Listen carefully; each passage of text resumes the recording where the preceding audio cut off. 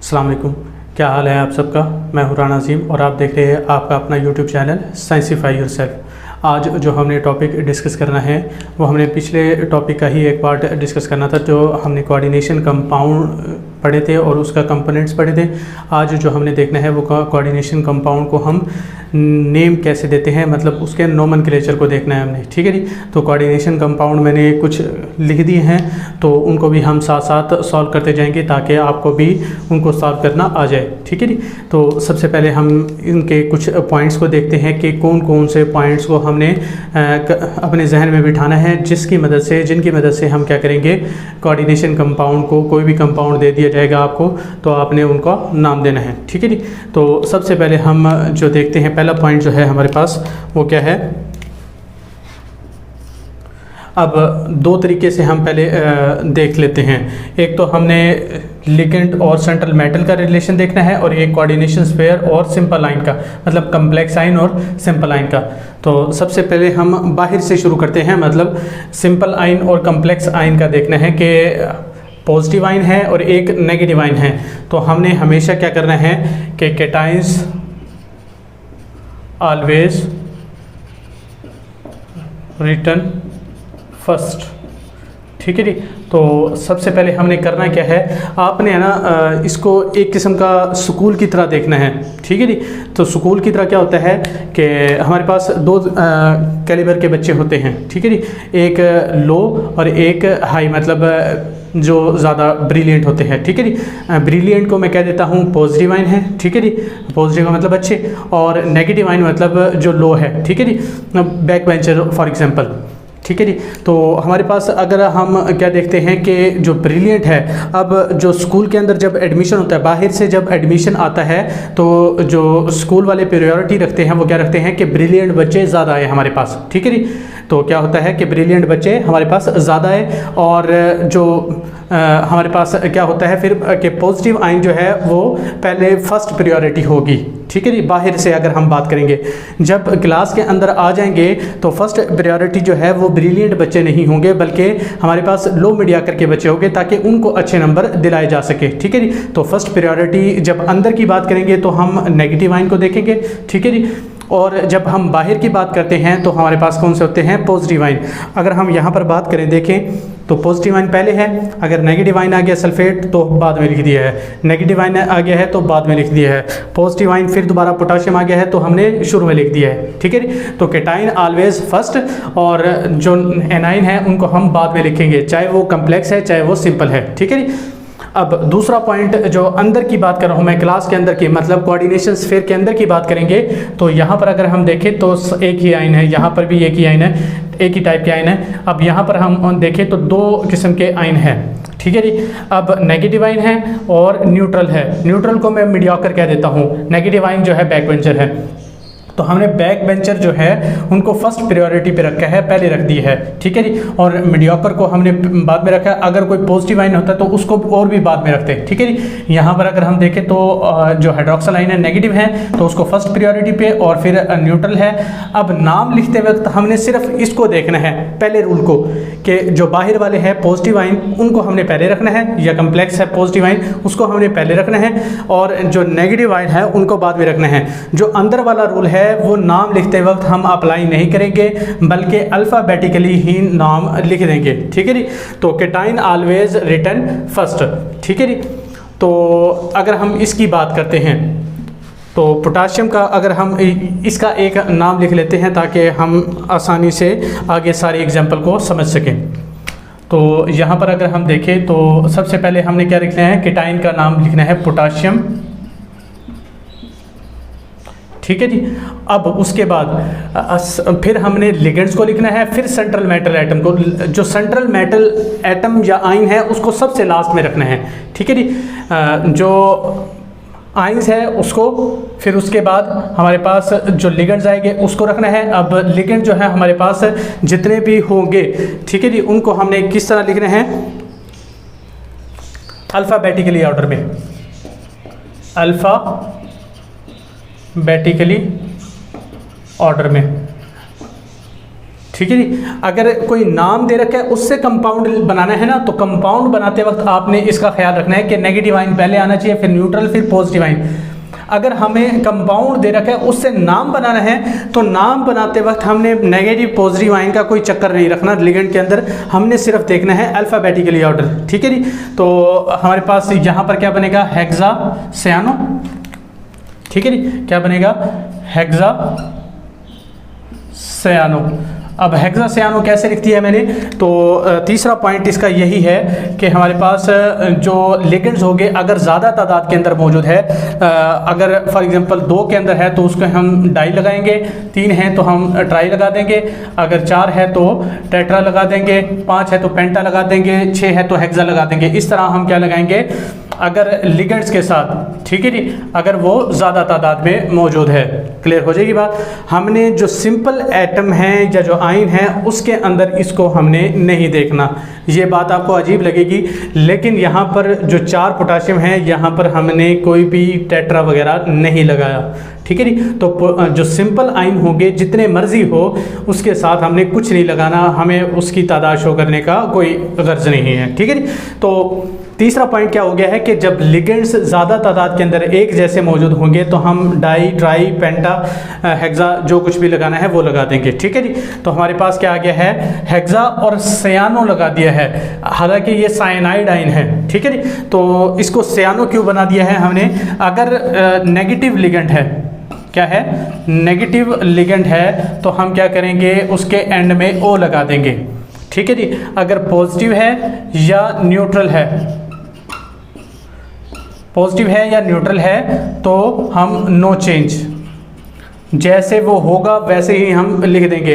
लेकिन अगर वो क्या है हमारे पास नेगेटिव लिगेंड मौजूद है तो नेगेटिव लिगेंड के एंड में हम क्या लगा देंगे, ओ लगा देंगे। जिस तरह साइनाइड को हमने क्या कर दिया है, सियानो बना दिया है। क्लियर हो जाएगी बात, सियानो। अब लास्ट में हमने क्या लगाना है, मेटल। मेटल कौन सी है, फेरम। अब यहाँ पर अगर हम देखें तो फेरम को भी हमने चेंज करना है। क्यों चेंज करना है, ये 5वां पॉइंट है हमारे पास। एक मरतबा हम इसको रिपीट करेंगे फिर आपको और आसानी से समझ में आ जाएगा। तो जो सेंट्रल मेटल एटम है उसके साथ हमने AT लगाना है, अगर वो क्या है, नेगेटिव है। अगर पॉजिटिव है या न्यूट्रल है तो हम क्या करेंगे, नो चेंज। क्लियर हो जाएगी बात। AT कब लगाएंगे, जो सेंट्रल मेटल एटम की बात कर रहे हैं हम, सेंट्रल मेटल एटम की बात कर रहे हैं। तो AT कब लगाएंगे, जब वो नेगेटिव होगा। ठीक है जी। नेगेटिव मतलब कोऑर्डिनेशन स्फीयर पर हम देखेंगे चार्ज कौन सा आ रहा है। ठीक है जी, उस पे चार्ज को हमने नहीं देखना। ठीक है जी। कोऑर्डिनेशन स्फीयर, कोऑर्डिनेशन स्फीयर पर चार्ज देखेंगे, उसके मुताबिक हम मेटल को क्या कर देंगे, सेंट्रल मेटल एटम को चेंज कर देंगे। फॉर एग्जांपल अगर हम यहाँ पर देखें तो कोऑर्डिनेशन स्फीयर पर कौन सा चार्ज आ रहा है। अब कोऑर्डिनेशन स्फीयर को देखें तो यहाँ पर +4 है तो यहाँ पर -4 आएगा, मतलब इस यहाँ पर -4 है कोऑर्डिनेशन पर। जब नेगेटिव होगा कोऑर्डिनेशन स्फीयर पर तो सेंट्रल मेटल एटम जो है उसके अंदर नेगेटिव में 8 लगा देना है। तो फेरम बनना चाहिए था, लेकिन क्या बन गया, फेरेट। और जो चार्ज होगा वो हमने शो कर देना है। अब सेंट्रल मेटल एटम पर कितना चार्ज आएगा, -6 है, -4 है, तो यहाँ पर क्या आना चाहिए, +2 आना चाहिए। +2 -6 तो -4 हो जाएगा। ठीक है जी। तो यहाँ पर कितना चार्ज है, 2 चार्ज है। क्लियर हो जाएगी बात। तो ऐसे हम क्या कर सकते हैं, इसको नाम दे सकते हैं।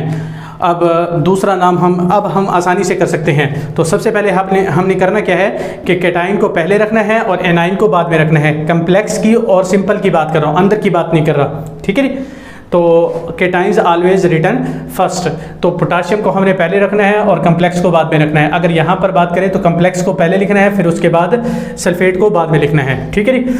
अच्छा, उसके बाद अगर यहाँ पर अगर हम बात करें तो क्या होगा कि दूसरी बात जो है वो क्या है कि लिगेंड्स को हमें क्या रखना है, अल्फ़ाबेटिकली ऑर्डर में नाम दे देना है। हमने ये नहीं देखना कि कौन सा नेगेटिव है कौन सा पॉजिटिव है, वो जब नाम से हम कंपाउंड बना रहे होंगे तब हमने देखना है। ठीक है।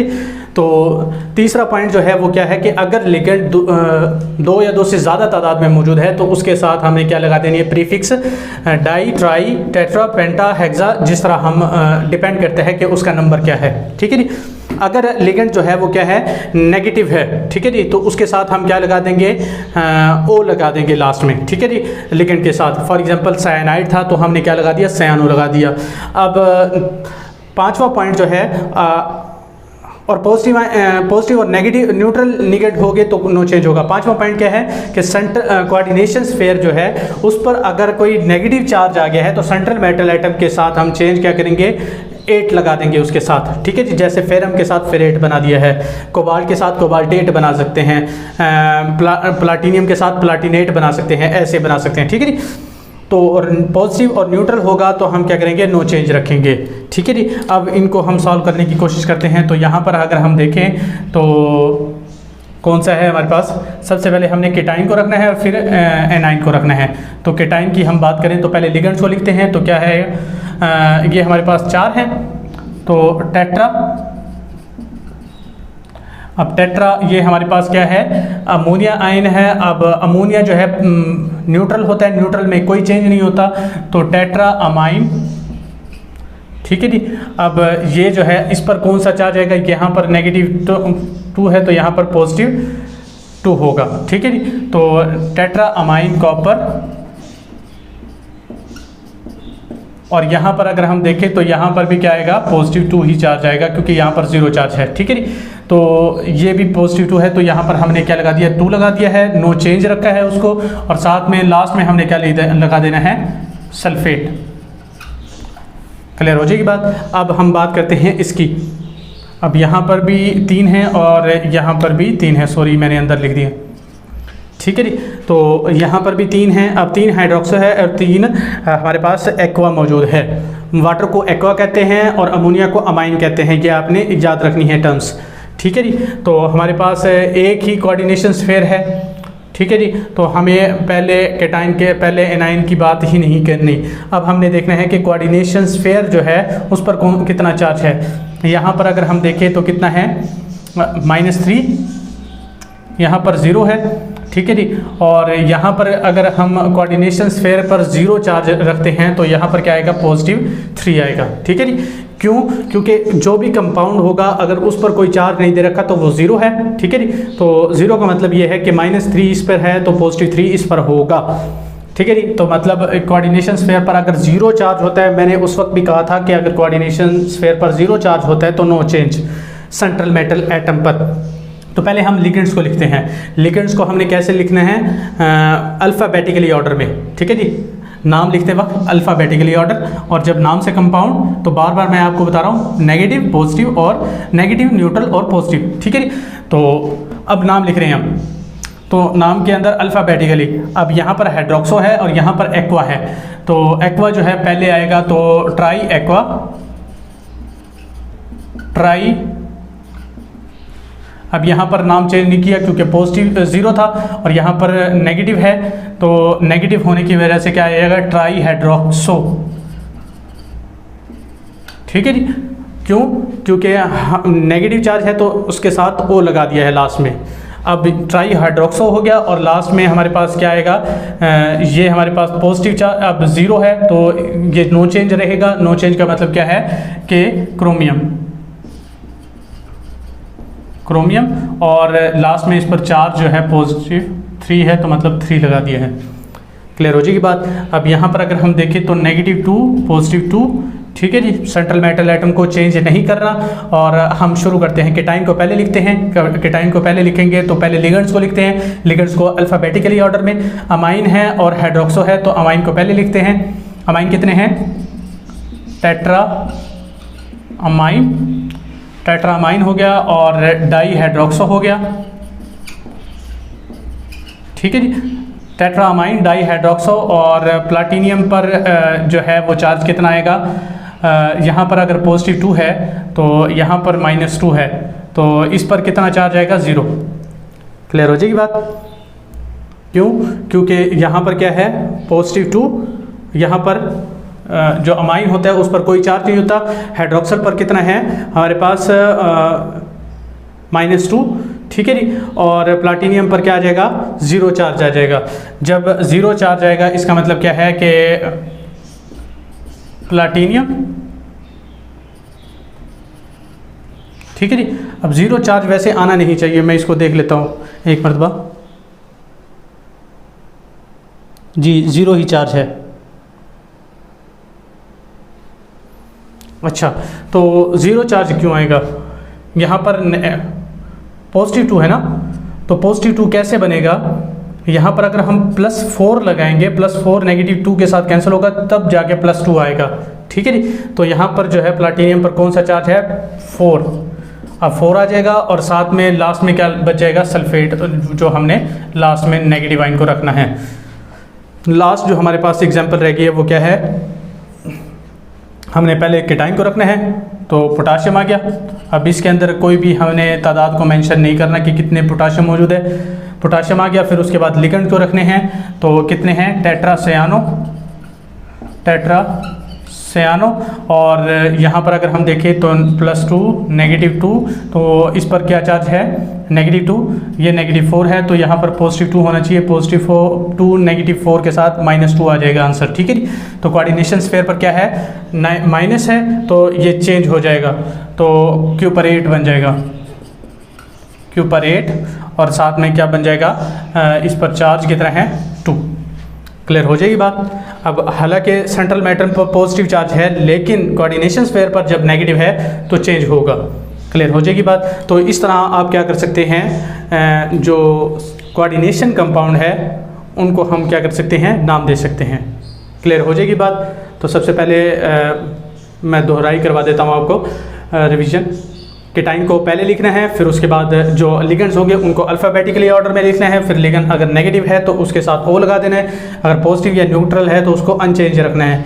जब सेंट्रल मेटल एटम की बात आती है तो अगर कोऑर्डिनेशन स्फीयर पर पॉजिटिव चार्ज है या न्यूट्रल है तो नो चेंज रखना है, अगर उस पर नेगेटिव चार्ज आ गया है तो सेंट्रल मेटल एटम के साथ 8 लगा देना है। क्लियर हो जाएगी बात। तो इस तरह आप क्या कर सकते हैं, जो कोऑर्डिनेशन कंपाउंड है उनको नेम दे सकते हैं। क्लियर हो जाएगी बात। आगे हम कोई और नया टॉपिक लेके आएंगे, तब तक के लिए अल्लाह हाफिज़।